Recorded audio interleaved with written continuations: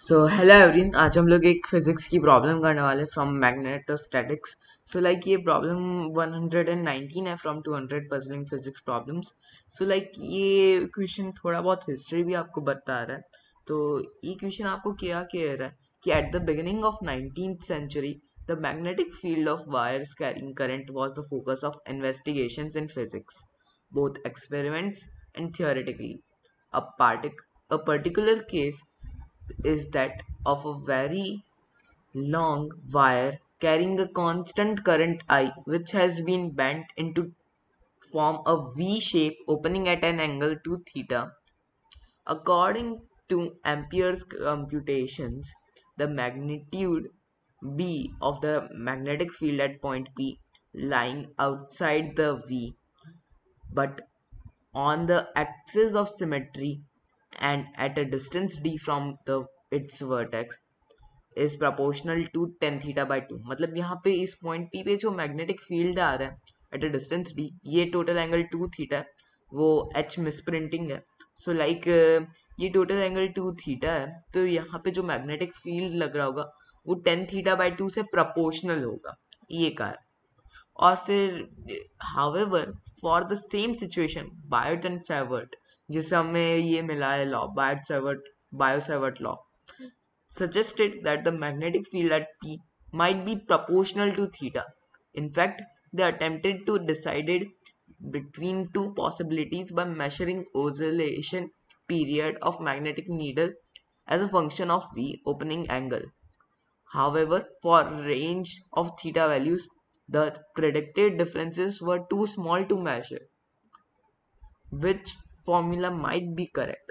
Find the proportionality factor in this formula। मतलब जो भी करेक्ट है उसमें क्या प्रोपोर्शनलिटी फैक्टर होना चाहिए, और दूसरा कि जो रॉन्ग है जिससे हमें क्लोजर रिजल्ट मिल रहा है उस केस में लाइकली फैक्टर क्या आना चाहिए, जो फैक्टर वहां पे मल्टीप्लाई में आएगा उसकी वैल्यू लाइकली हो क्या सकती है, ये फाइंड आउट करना सेकेंड केस में।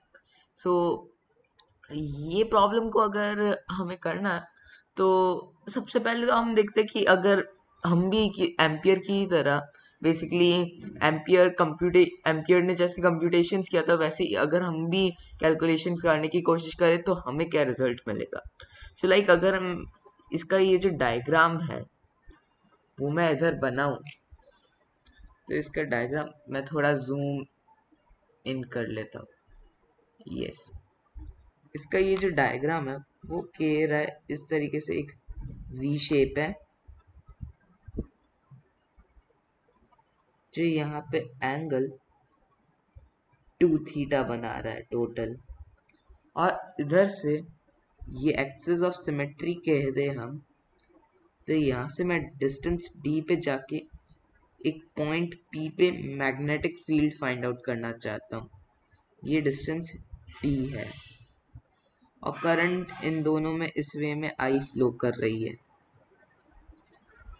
और इन दोनों की लेंथ इतनी ज़्यादा है कंपेरेटिव टू d कि आप इन्हें इनफाइनाइट लेंथ का कंसिडर कर सकते हो। सो लाइक उस केस में मेरे को पॉइंट p पे मैग्नेटिक फील्ड फाइंड आउट करना है।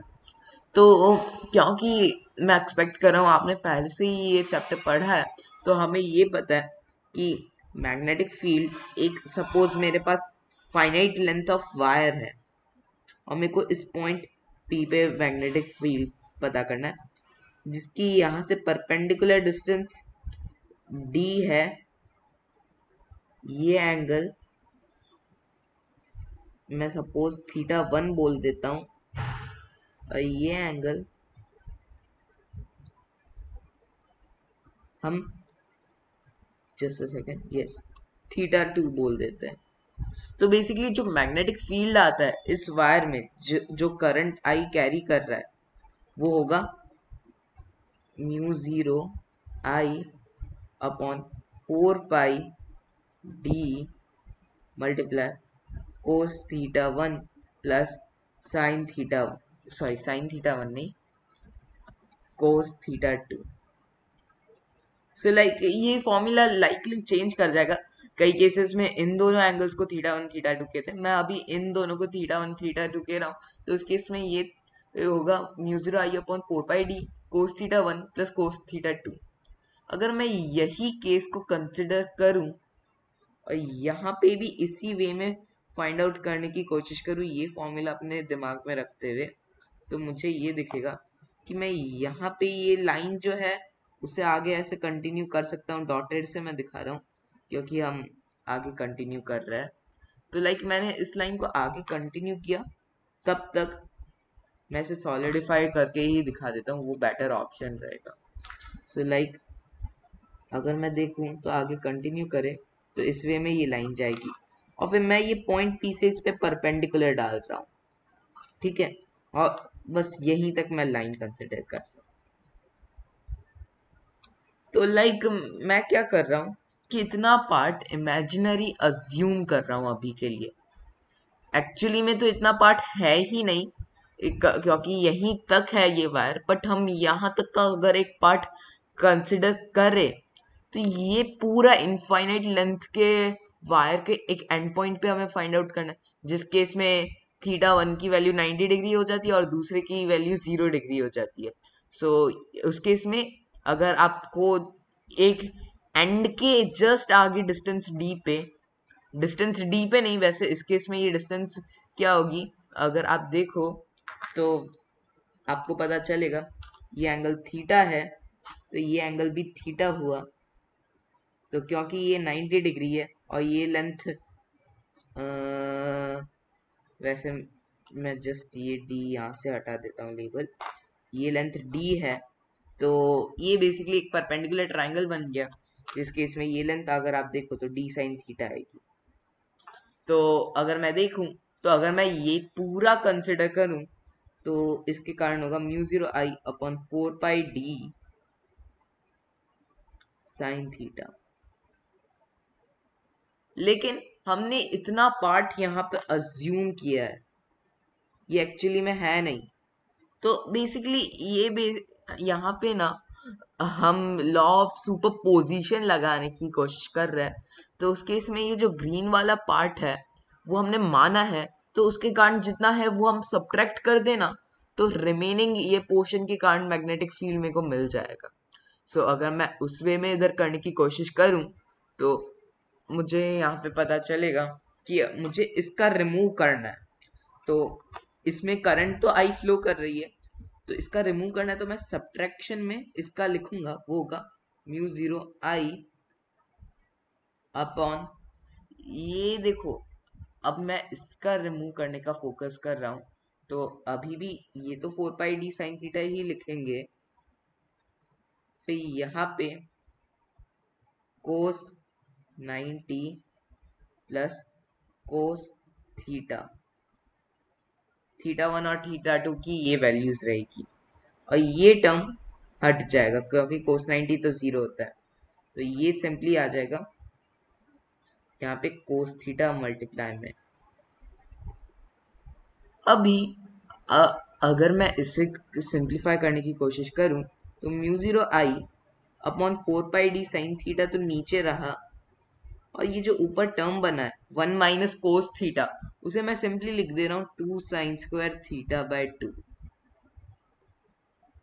अभी ये याद रखना हम सिर्फ और सिर्फ इस वाले पार्ट का कंसिडर कर रहे हैं। तो लाइक अगर मैं इस फॉर्मूला में आगे बढ़ूं तो मुझे मिला म्यू जीरो आई, ये बेसिकली मैं नीचे वाले टर्म को इसमें में लिख दे रहा हूँ 4 pi D sine theta by 2 cos theta by 2। Sine में भी मैंने ट्रिग्नोमेट्री का एंगल लॉ लगा दिया और ऊपर रहा साइन स्क्वायर थीटा बाय 2। तो फाइनली ये इक्वल आया mu zero I upon 4 pi D और मल्टीप्लाई में है 10 थीटा बाय 2। बट ये याद रखना जैसा कि मैंने कहा कि हमने बेसिकली ये जो electric field magnetic field find out किया, सॉरी, वो इस वायर के कारण है। और बेसिकली ये जो मैग्नेटिक फील्ड की डायरेक्शन है वो इनसाइड द पेज जा रही होगी। ओके, सो ये इनसाइड द स्क्रीन जा रही है इस मैग्नेटिक फील्ड की डायरेक्शन, और वहीं आप इस वाई के कारण भी अगर कंसिडर करो तो आपको दिखेगा कि उस पॉइंट पे इसके कारण भी इनसाइड द स्क्रीन जाएगी। ओके, सो दोनों के कारण इनसाइड जा रहा है, तो टोटल बेसिकली क्या होगा, ट्वाइस इसका क्वांटिटी जो हमने ढूंढा है। ओके, दोनों की डायरेक्शन सेम है और दोनों के कारण मैग्नीट्यूड भी सेम ही होगा। सो उसमें में मुझे पता चल गया कि ये जो वैल्यू मैंने फाइंड आउट की है उसका मैं ट्वाइस कर दूं तो मेरे को basically magnetic field at point P पता चलेगा, जो कि आया mu zero I upon 2πd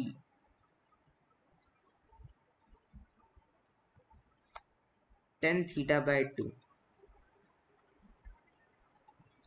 और वहीं हमारे फर्स्ट पार्ट का ये जो आंसर हो गया, लेकिन फर्स्ट पार्ट को अगर आप मैं बताऊं ना तो एक्चुअली में बहुत ही एक सिंपलर ट्रिक के थ्रू कर सकते हो कि दोनों का फॉर्मूला हमें क्या, tan थीटा बाय 2 और थीटा के प्रोपोर्शनल है।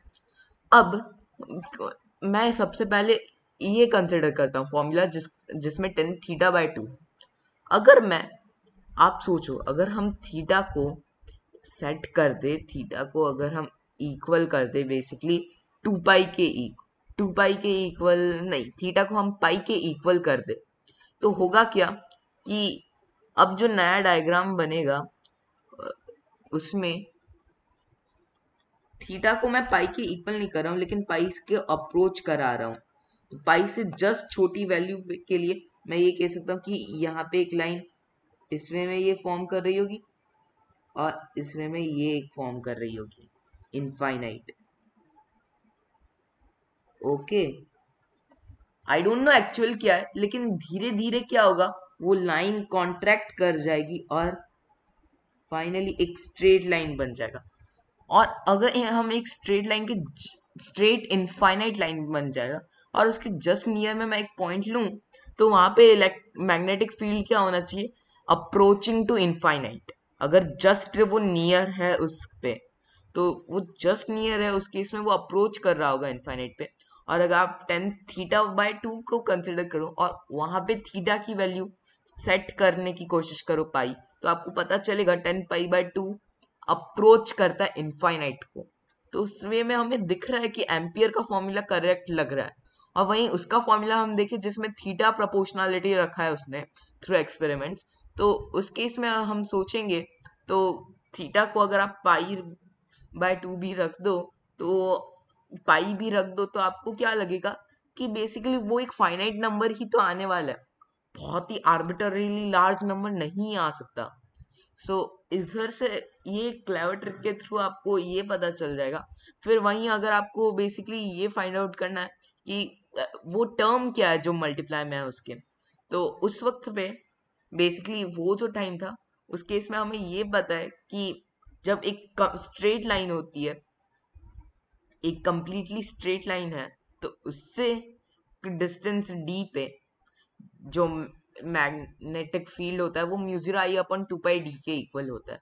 तो अगर आप थीटा इक्वल टू यहाँ पे थीटा की वैल्यू आप चेंज करके सेट करने की कोशिश करो, जैसे कि थीटा को अगर आप कंसिडर करो पाई बाय 2 के इक्वल। ओके, तो थीटा को अगर मैंने पाई बाय 2 के इक्वल कंसिडर किया है तो ये पूरा एक स्ट्रेट लाइन अपर जाते हुए बन जाएगा और ये पूरा एक नीचे जाते हुए स्ट्रेट लाइन।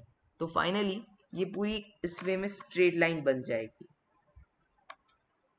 तो उस केस में अगर आप सोचो तो मुझे एक तो पता है कि tan थीटा बाय 2 से प्रोपोर्शनल होना करेक्ट वाला है, लग रहा है। तो और ये स्ट्रेट लाइन के कारण यहाँ पे मैग्नेटिक फील्ड म्यू जीरो आई अपन 2πd होना चाहिए। और वहीं सपोज प्रोपोर्शनलिटी कांस्टेंट k होता, ठीक है, तो k into tan theta by 2 tan pi by 4, sorry अगर आप एग्जैक्ट वैल्यूज रखो वो बेसिकली इसके इक्वल होना चाहिए mu zero I upon 2πd के। तो यहाँ से वो जो प्रोपोर्शनलिटी कांस्टेंट k है वो किसके इक्वल आ गया, direct mu zero I upon 2πd। तो ये क्विकर वे है जिससे आप कर सकते हो, लेकिन ये तो जस्ट एक छोटी सी ट्रिक थी। वहीं जो प्रोपोर्शनलिटी कांस्टेंट जो कि रॉन्ग वाला केस है, थीटा वाला केस है जिसमें हमने थीटा के प्रोपोर्शनल माना है, तो किससे अप्रोच कर रहा होगा, अगर आप वो कोशिश करो, वो सोचने की कोशिश करो, तो आपको पता चलेगा कि हम एग्जैक्ट वैल्यू तो उस प्रोपोर्शनैलिटी के कांस्टेंट की ढूंढ ही नहीं सकते, क्योंकि ऐसा कभी हो ही नहीं सकता। बट अगर यहाँ पे पूछा है कि लाइकली फैक्टर जिसमें हमें बहुत ही क्लोजर रिजल्ट मिले, तो उसका आंसर ये है, उस केस में जो प्रोपोर्शनैलिटी कांस्टेंट होगा वो होगा mu zero I upon pi square D. यही बायो और सेवेट ने मिलके दिया था। और ये प्रोपोर्शनैलिटी कांस्टेंट वो कैसे लाए? देखो, ये प्रोपोर्शनैलिटी कांस्टेंट के लिए वो भी सिमिलर वे में गए, तो उन्हें पता चला कि सपोज मैं इस थीटा को पाई बाय 2 सेट कर दूं, तो उस केस में के इंटू पाई बाय 2 सर किसके इक्वल होगा? Mu zero I upon 2 pi D के।